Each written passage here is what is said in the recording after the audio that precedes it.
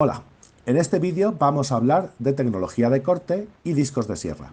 Al final del vídeo daré mis recomendaciones, pero siempre hemos de preguntar a nuestro proveedor habitual de fresas y sierras. El especialista que nos suministra la herramienta, si además es quien la afila, suele estar en contacto con multitud de carpinterías y proveedores.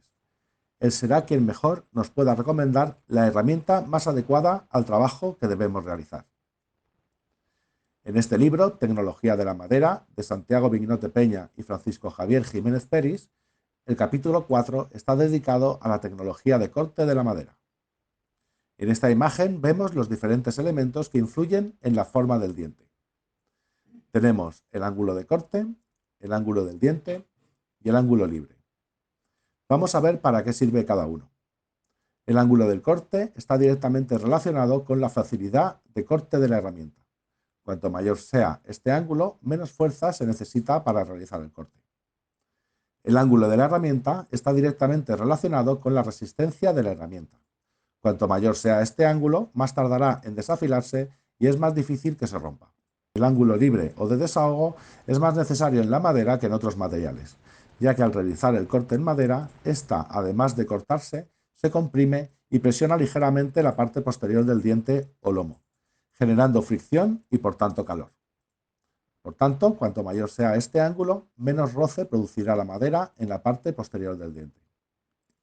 La garganta es otro elemento fundamental y es necesario para que el serrín que se genera desde que entra el diente en la pieza hasta que sale, quepa en la garganta. Si la garganta se llena de serrín antes de que salga la sierra de la pieza, no podrá cortar y quemará la madera, y también la sierra. Recuerda que la madera se esponja, es decir, el volumen de madera hecha serrín es mucho mayor que el volumen de madera sin cortar, por lo que la garganta se llena mucho antes de lo que parece. El trisque es la doblez alterna que tienen los dientes, en las sierras de cinta y serruchos. Es necesario para que el camino que hace la sierra sea algo más ancho que la hoja. De lo contrario, la madera rozaría con la hoja, generando calor. En los discos de sierra con dientes de vidia o las sierras con plaquitas de estelite no es necesario el trisque. Con estos elementos, la ingeniería de corte diseña diferentes sierras para diferentes trabajos, ya que si aumentamos el trisque, reducimos la calidad. Si aumentamos la garganta, reducimos la calidad del corte. Si aumentamos cualquiera de los ángulos de los que hablamos al principio, hemos de reducir los otros dos, por lo que hay que mantener el equilibrio entre estos ángulos, para que la madera no roce por el lomo del diente, el diente no se rompa y el ángulo de entrada reduzca la fuerza de trabajo. Unas recomendaciones básicas a la hora de utilizar los discos de sierra son las siguientes.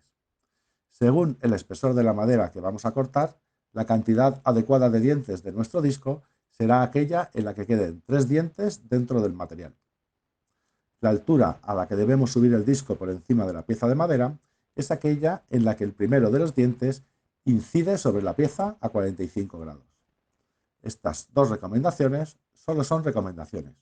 Muchas veces podremos trabajar con el disco más bajo o con más o menos dientes de lo adecuado. El trabajo que vamos a realizar también nos indicará la altura a la que debemos colocar el disco. Ahora bien, si echamos un ojo al catálogo de herramientas CMT, en su sección de discos, tenemos muchísimos discos y a primera vista es complicado elegir. Nosotros en el taller usamos básicamente 3 discos. El disco para deshilar tiene diente alterno y 24 dientes con limitador de profundidad. Se identifica con las siglas ATB.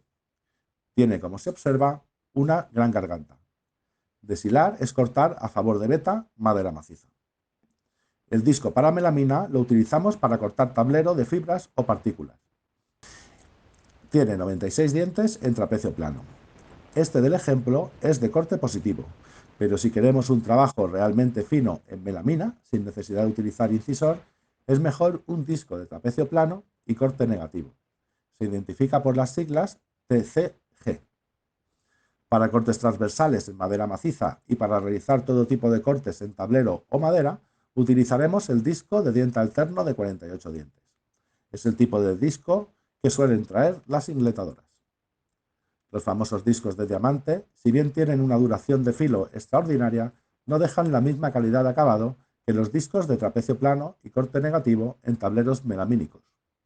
Estos discos son muy utilizados en empresas que trabajan solamente con tablero de MDF en crudo.